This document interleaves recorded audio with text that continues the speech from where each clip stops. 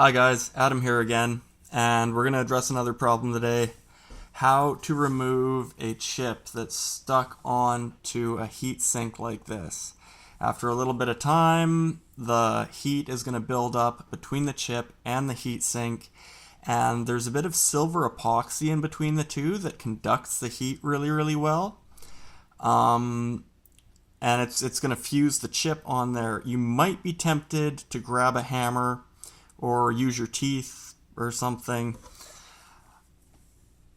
I found this way works really well. First, we're going to get a little bit of isopropanol rubbing alcohol and a cotton swab. We're going to loosen up the edge here. Often you'll find the epoxy seeps out past the edge.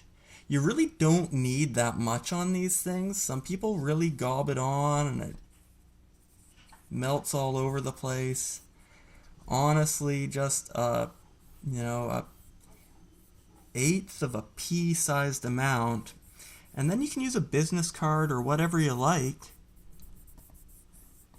to spread it around evenly. Okay.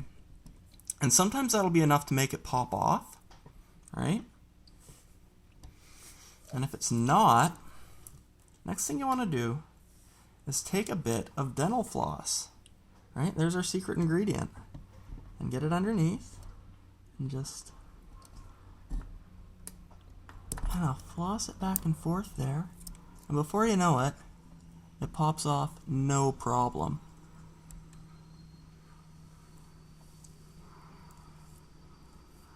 Thanks for joining me.